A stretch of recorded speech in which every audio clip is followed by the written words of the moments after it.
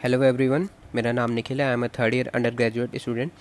आज मैं आपके सामने जो कॉन्सेप्ट डिस्कस करने वाला हूँ वो क्लास 10th मैथ्स एनसीईआरटी का चैप्टर नंबर 8 का कंसेप्ट है। इस चैप्टर का नाम है हमारा introduction to trigonometry and its application. So हम देखते हैं हमारा आज का कंसेप्ट क्या है। हमारा आज का कंसेप्ट है ट्रिग्नोमेट्रिक आइडेंटिटीज़ और कॉम्प्लीमेंट्री एंगल के प्रॉपर्टीज़ के ऊपर। सो हम पहले देखते हैं हमारी ट्रिग्नोमेट्रिक आइडेंटिटीज़ होती क्या है, यानी कि what are trigonometric identities. So identity क्या होती है? आइडेंटिटी बेसिकली हम किसी एक इक्वेशन को बोलते हैं। वो इक्वेशन जो कि उस इक्वेशन में जो भी वेरिएबल यूज़ हुआ है, X Y Z theta, any variable, उस वेरिएबल की हम कोई भी वैल्यू दे दें, अब वो उस वैल्यू पे वो इक्वेशन ट्रू हो जाए तो उसे हम क्या कहते हैं? आइडेंटिटी बोलते हैं। हमारी कोई भी इक्वेशन हो सकती है, क्वाड्रेटिक इक्वेशन हो गई, क्यूबिक इक्वेशन हो गई, उसमें जो भी वेरिएबल दिए हुए हैं, अगर वो किसी भी उस वेरिएबल की वैल्यू के लिए ट्रू है तो उन्हें हम आइडेंटिटी बोलते हैं। सिमिलरली अगर उस इक्वेशन में हमारे जो वेरिएबल हैं उसमें हम ट्रिग्नोमेट्रिक रेशियोज यूज़ कर रहे हैं, यानी कि हमारी इक्वेशन है साइन और कॉस के फॉर्म में, और साइन और कॉस के फॉर्म में हमारी इक्वेशन है, और उसमें हमने जो भी वेरिएबल लिए हैं, यानी कि साइन ए हो गया, कॉस ए हो गया, और ए की अगर वो किसी भी वैल्यू के लिए ट्रू है तो वो जो हमारा ट्रिग्नोमेट्रिक आइडेंटिटी बन जाती है वो इक्वेशन। सो ट्रिग्नोमेट्रिक आइडेंटिटी बेसिकली हमारी एक इक्वेशन होती है जिसमें हम ट्रिग्नोमेट्रिक रेशियोज यूज़ करते हैं, और रेशियोज में हमारा जो भी वेरिएबल यूज़ हुआ है, A B C D theta anything, और वो किसी भी वैल्यू के लिए अगर वो इक्वेशन ट्रू हो जाती है तो उसे हम ट्रिग्नोमेट्रिक आइडेंटिटी बोलते हैं। सो हम स्टार्ट करेंगे अपनी पहली आइडेंटिटी के साथ, जो कि हमारी है कोसाइन और साइन के ऊपर। सो हमने एक राइट एंगल ट्रायंगल ले रखा है, वो बी पे राइट एंगल है, और हमने एंगल ए के करस्पॉन्डिंग सारी प्रॉपर्टीज़ यहाँ डिफाइन की हैं। सो एंगल ए है तो उसकी ऑपोजिट वाली साइड होगी वो परपेंडिकुलर होगी, यानी कि हमारी परपेंडिकुलर यहाँ पे बी सी है। हमारा हाइपोटेनियस लॉन्गेस्ट साइड होता है वो हमारा ए सी है, और हमारा बेस जो है वो ए बी है। सो हम पाइथागोरस थ्योरम से हम ये लिख सकते हैं कि हमारा बेस का स्क्वायर प्लस परपेंडिकुलर का square is equal to hypotenuse का स्क्वायर इज इक्वल टू हमारा हो गया A B square plus B C square is equal to A C square. इसे हमने इक्वेशन 1 बोल दिया। फिर हमने क्या किया कि इक्वेशन 1 को हमने ए सी स्क्वायर से डिवाइड कर दिया। सो A B upon A C का whole square plus B C upon A C का whole square is equal to A C upon A C का whole square. So A B जो हमारा वो है वो हमारा बेस है, ए सी हमारी हाइपोटेनियस है। सो बेस अपॉन हाइपोटेनियस को हम कोसाइन बोलते हैं, और किस एंगल के लिए हमने डिफाइन किया है? ए के लिए डिफाइन किया, तो ये हमारा कोसाइन ऑफ ए हो जाएगा, यानी कि कॉस ए हो जाएगा। Similarly B C upon A C हमारा परपेंडिकुलर अपॉन हाइपोटेनियस है, तो इसे हम साइन ऑफ ए बोल देंगे। सो हमारी जो पहली आइडेंटिटी आ गई वो आ गई cos square A plus sine square A is equal to 1।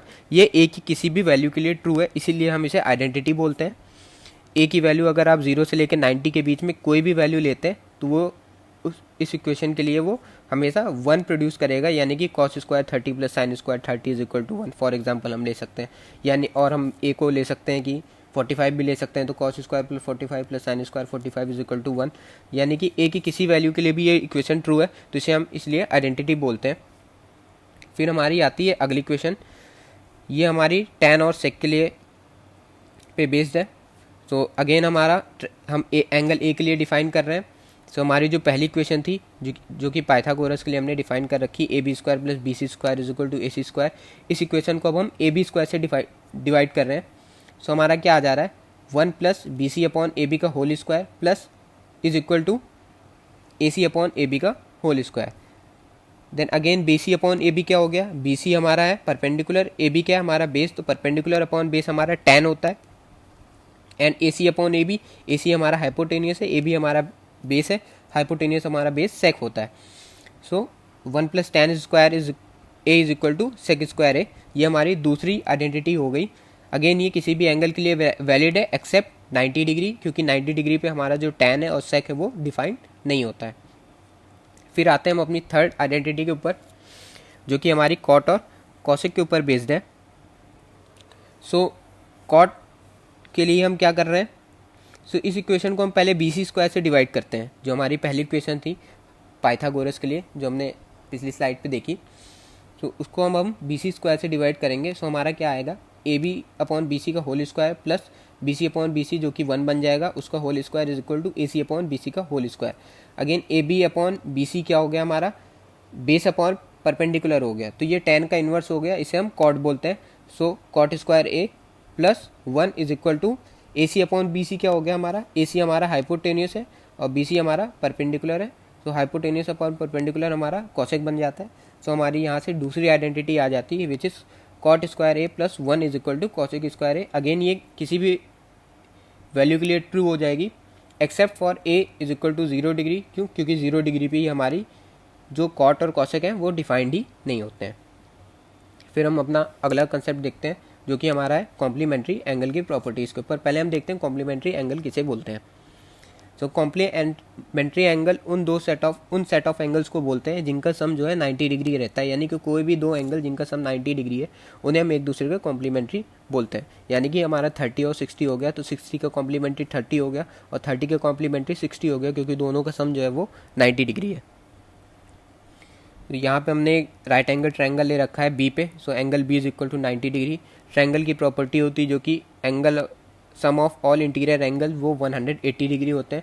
So angle भी अगर हमारा 90 डिग्री है, सो यानी कि हमारा बाकी दोनों एंगल जो हैं जो कि एंगल ए और एंगल सी हैं उन दोनों का सम जो है 90 डिग्री होगा। यानी कि वो एक दूसरे के कॉम्प्लीमेंट्री है क्योंकि दोनों का सम 90 डिग्री है। फिर हम आते हैं अपनी ट्रिग्नोमेट्रिक रेशियोज जो हम डिफाइन करते हैं।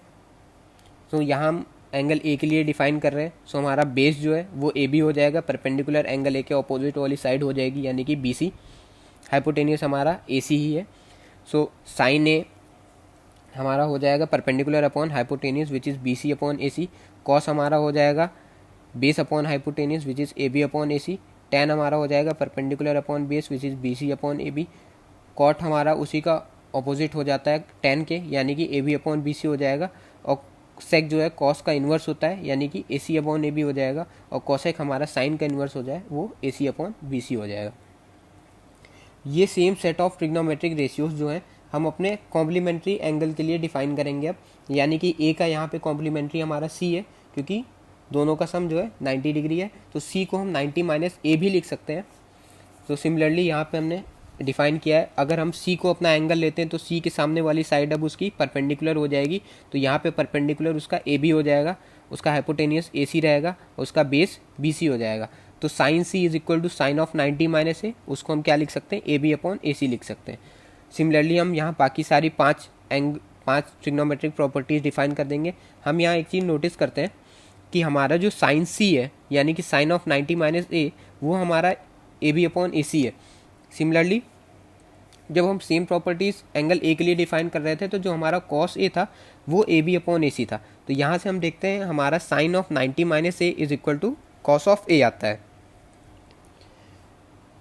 सो ए और सी जो है एक दूसरे के कॉम्प्लीमेंट्री हैं, तो इससे हम एक प्रॉपर्टी बना सकते हैं इसे। वो प्रॉपर्टी हम कुछ ऐसा होगा कि ए का कॉम्प्लीमेंट्री जो एंगल होगा उसका जो साइन होगा यानी कि साइन ऑफ सी वो हमारा ए का जो है कोसाइन के बराबर होगा। यानी कि sine of C is equal to cosine of A. तो साइन ऑफ सी को हम साइन ऑफ 90 माइनस ए भी लिख सकते हैं, वो हमारा हो जाएगा कॉस ऑफ ए के बराबर।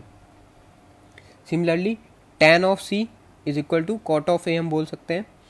सी को हम 90 माइनस ए अगेन लिख देंगे क्योंकि ए और सी का सम जो है 90 डिग्री है। So tan of C is equal to cot of A होगा हमारा।